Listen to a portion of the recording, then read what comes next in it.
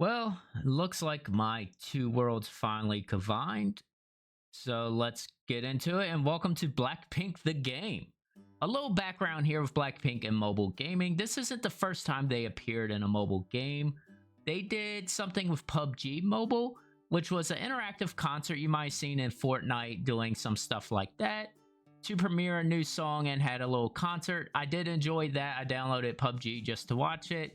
Did not buy their outfits for the game because I didn't play it much. But now they are out with their own game. So this game did come out in May 18th of 2023, and I kind of want to look at it from a game perspective versus a fan of Blackpink, and let's break it down first by looking at the story. You start out as a manager for Blackpink, and this is before they even debuted as a group out in Korea. So you're going to run through their storyline from 7 years ago to get to about current times. You'll be introduced to a character named Blinky that you can only see, and he's kind of like a game guide and walks you through what everything means and does pop up in the story. What's cool about here is everyone from the YG Entertainment label is here. Teddy's there. They also include a lot of their names of the animals, which I kind of thought was cool when I saw the dog Hank. I was like, oh, they put Rosie's dog in there, and then Lisa's animals are in there as well.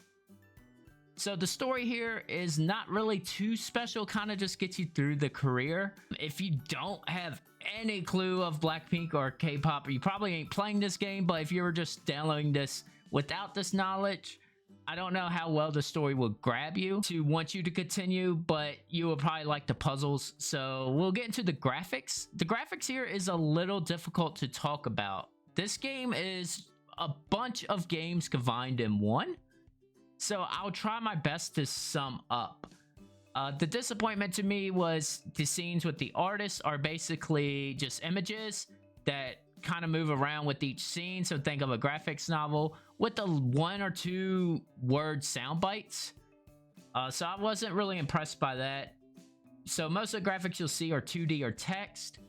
The only time you get graphics per se is in the Blackpink world, which is 3D. And I thought that looked okay for a mobile game. You get to explore this area. And like I said, this will be your most graphical part, and this is the only time you'll actually play as one of the Blackpink artists. This Blackpink world that I mentioned is really the only online part of this game. You can actually chat with other people that's playing the game, send friend requests, like them, and shop for clothes for the characters as you run around. You do see the characters walk around in other parts of the game that will wear the same clothes, but you don't get to control them.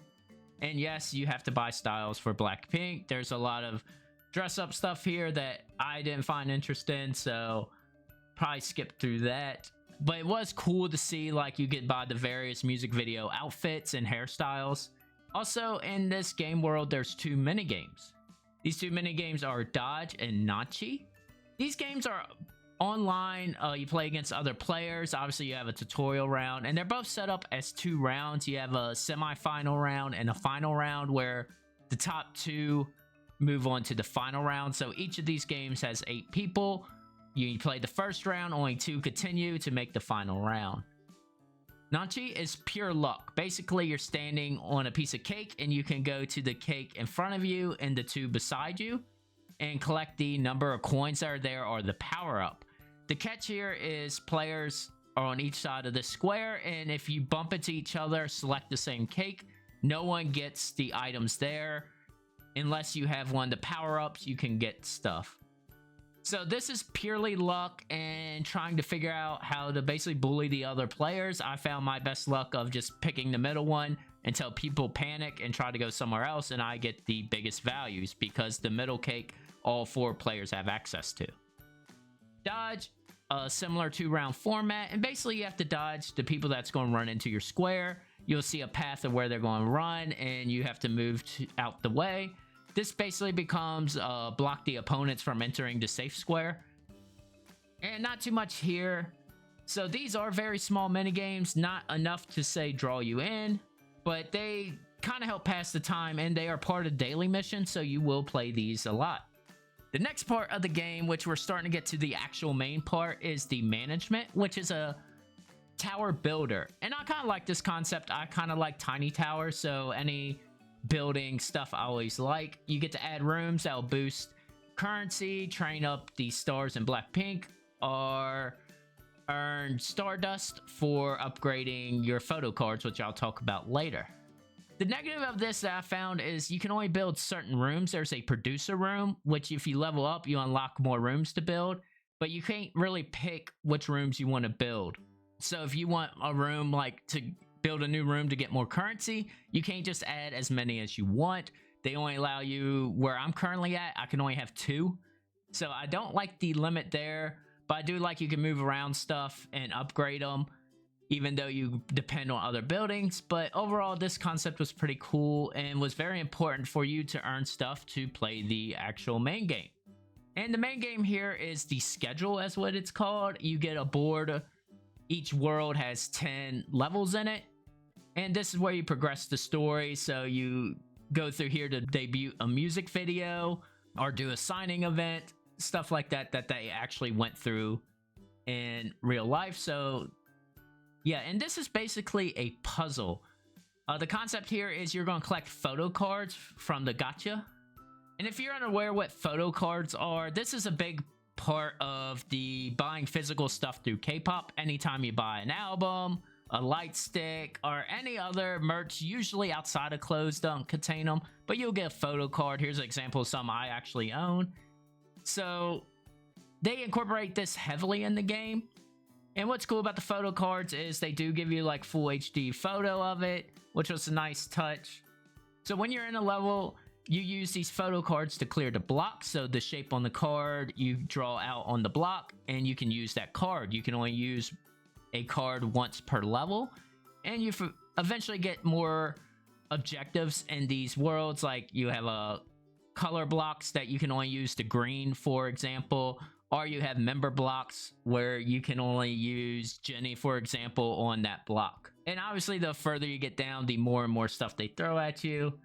So the goal here is you want to get 3 stars in each level, and you get that by getting certain points. And to get more points, you have to level up your photo cards. And basically each photo card has a star ranking 1 through 5, and the stars correspond to how many blocks that they can remove. So a 4-star card has 4 blocks in its pattern. And as I was talking, this is generally where I hit the normal mobile issue. To play a level, it costs a certain amount of albums or records to play, which you get from the management tower builder.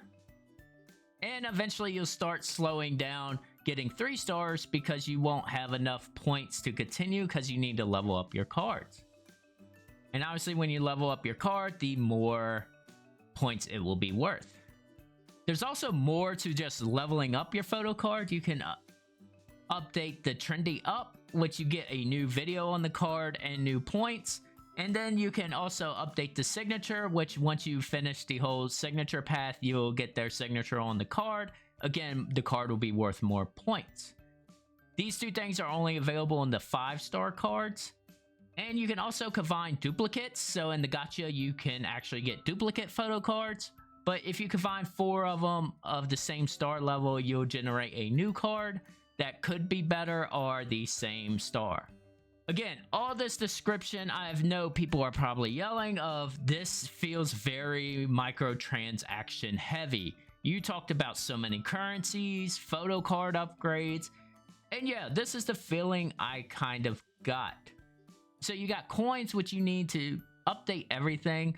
So upgrading cards, buying a room, doing training costs the coins. Stardust is used for the photo cards for upgrading as well.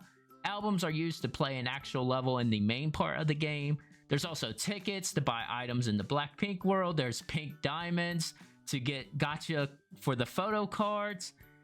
There's so much currency here. And of course, they did not shy away from purchasing with real money. Packages can be very pricey, and in general, without counting like buying just regular coins for like $1, you're looking at about spending $8 to about $45 for a package to get either photo cards, a bunch of the multiple types of currency in there. So there is a lot to buy, and the game does not shy away from that. Sometimes you'll even get interrupted with something, be like, hey, you could buy this pack for $30. The only saving grace this game has with that is, since the only online part to me was the Blackpink world with the minigame, which you don't need to level up to do, and the only thing you could kind of buy with the tickets is clothing if you care about your appearance in the online world, which I didn't. I didn't feel like I was rushed to buy the stuff. I kind of just ended up playing the game for like 20 minutes a day after I started getting enough stuff, and I'm not really hitting too much roadblocks. There'll be sometimes. So I do like that the online stuff is kind of separated. There is a leaderboard, but you have to actually pick it in the Blackpink world. It's not like advertised all the time. So a lot of it is single player, which kind of relieves it. But yes, you're looking at microtransactions, and if you're into microtransactions and have a hard time with that, there's a lot to buy, and would not recommend you going to this game. So overall, this game doesn't bring much to mobile gaming to me. The main levels I haven't seen done before, the clearing blocks with the photo cards, the Tetris style. I'm sure those games exist, but I don't play a lot of mobile games, so I did think that was a cool little puzzle. I wouldn't say there was a good bad here. It's mediocre. Obviously, if you're a Blackpink fan like me, you'll probably play a little longer, and you might care about collecting the photo cards. Generally, I do feel they're going to start doing events in the game, so I'll probably keep it installed. Maybe they'll do the virtual concert thing. That would be kind of cool. They do show a music video in the Blackpink world playing. If you are very unfamiliar with K-pop and Blackpink in general, I don't think there's nothing here to really draw you in to even try the game. It is purely grabbing towards an audience, and like I said, I really hope they release content. So I just wanted to talk about the game. I figured I played it for a while now, and it relates to me. I'm a huge Blackpink fan, as you could see with some of the Blackpink hoodies I've worn before. This game's okay, not big impression, but just want to talk about it. Anyways, I hope you enjoyed the video. Try it out if you're a Blackpink fan. I don't think there's enough here for you to draw you in if you're not. So anyways, peace.